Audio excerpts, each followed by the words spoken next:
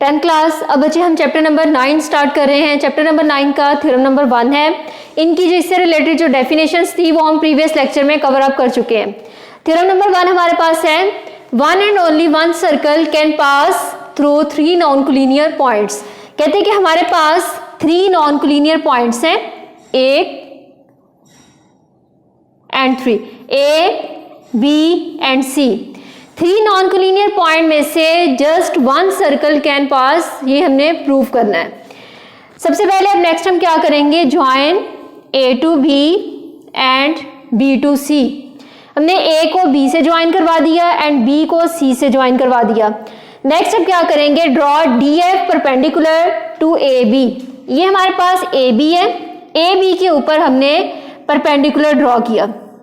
ये पॉइंट मैंने नेम दे दिया D और इस पॉइंट को नेम दे दिया F।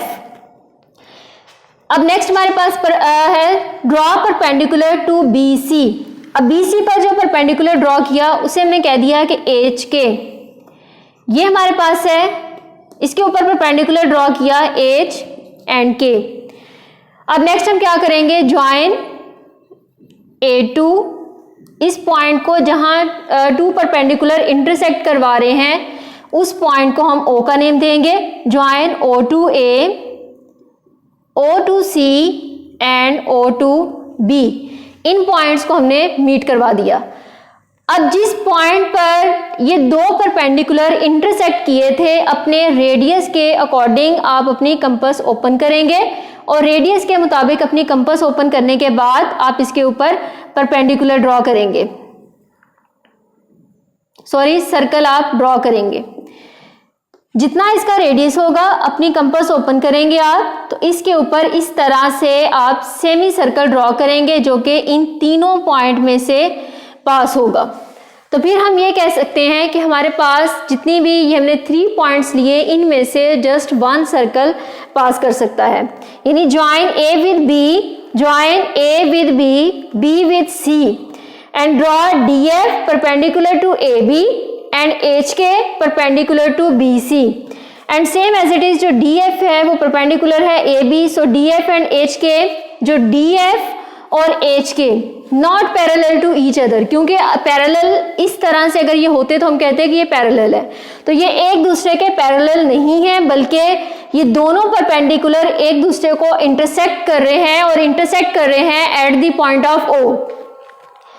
अब यहाँ पर हमारे पास इसकी स्टेटमेंट्स और रीजंस आ जाती हैं कि स्टेटमेंट्स में और रीजंस में क्या पॉइंट्स आ जाते हैं, स्टेटमेंट एंड रीजन। अब स्टेटमेंट में जो पॉइंट आएंगे वो हमारे पास क्या है, every point on DF is equidistant from A and B। यानी एवरी पॉइंट ऑन, ये पॉइंट हमारे पास था D and F, every point on DF is equidistant from A and B। यानी जितना डिस्टेंस A से लेकर D तक का है उतना ही डिस्टेंस B से लेकर D तक का है। तो यहां पर हमारे पास पॉइंट है, every point on DF is equidistant from A and B. Every point on DF is equidistant from A and B। यानी हमारे पास ये DF के ऊपर, ये हमारे पास जो पॉइंट A से लेकर D तक का जितना डिस्टेंस है उतना ही डिस्टेंस हमारे पास D से लेकर B तक का है। इसलिए ये पॉइंट हमारे पास जो हम कह सकते हैं कि जो DF है वो परपेंडिकुलर है AB, क्योंकि DF परपेंडिकुलर AB, और ये काम हमने कंस्ट्रक्शन में किया। अगर ये बात है तो अगर हम इसी की बात करते हैं तो हम कह सकते हैं कि particularly measurement of OA equal है मेजरमेंट ऑफ OB। अब जिस तरह से ये बात की तो इसी तरह से अब हम ये भी कह सकते हैं कि जो हमारे पास every point on HK is equidistant from B and C। Every point on HK is equidistant from B and C।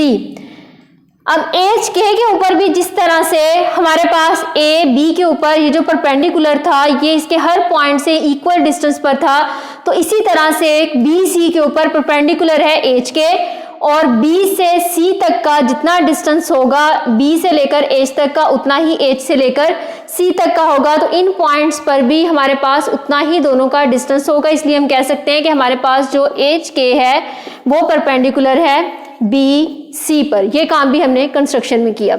अगर ये बात है तो इसी तरह से फिर हमारे पास जो मेजरमेंट ऑफ ओ बी है, measurement of O B equal होगा मेजरमेंट ऑफ ओ सी।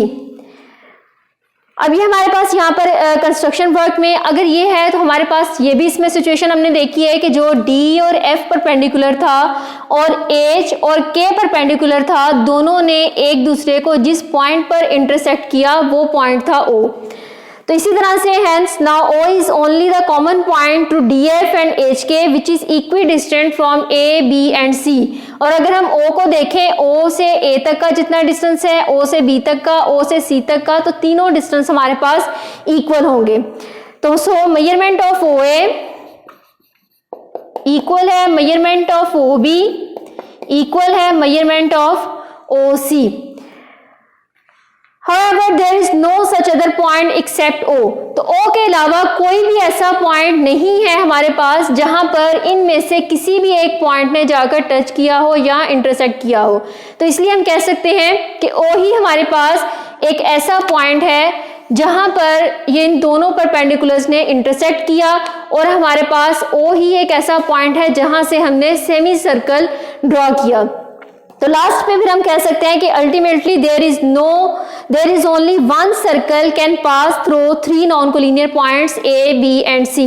सबसे पहले तो हम अब यहाँ पर मैं इसे रिपीट कर रही हूँ कि सबसे पहले हमने पॉइंट ले लिए A B and C, join A with B and B with C, draw perpendicular at दी। अब देखें ये आपके पास जो ए और बी है और बी और सी है, अगर हम सेमी सर्कल में देखें तो ये एक कॉर्ड बन जाती है, क्योंकि कॉर्ड में हमारे पास ये एक आर्क आ जाती है और ये हमारे पास एक पूरी लाइन सेगमेंट है, तो ये हमारे पास एक कॉर्ड बन जाती है।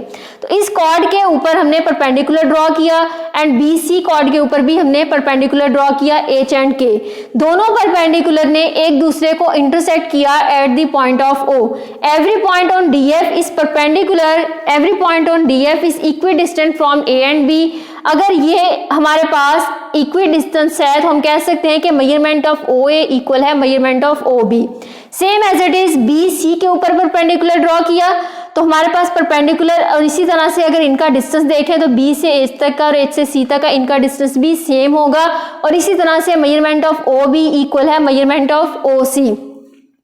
अब तीनों पॉइंट्स इनको हमने एक्सपेंड कर दिया, ज्वाइन करवा दिया, ओ को सी के साथ, ओ को ए के साथ एंड ओ को बी के साथ, और इन तीनों में से हमने एक सेमी सर्कल ड्रॉ किया।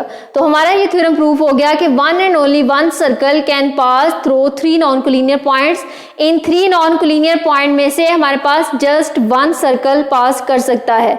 तो यहीं पर हमारे पास डायग्राम भी आप इसी तरह से, जिस तरह से गिवन है, गिवन डाटा के सामने बिल्कुल आप गिवन, यहाँ पर मैंने राइट नहीं किया क्योंकि बुक आपके पास सामने है तो वहां से आप देख लीजिएगा।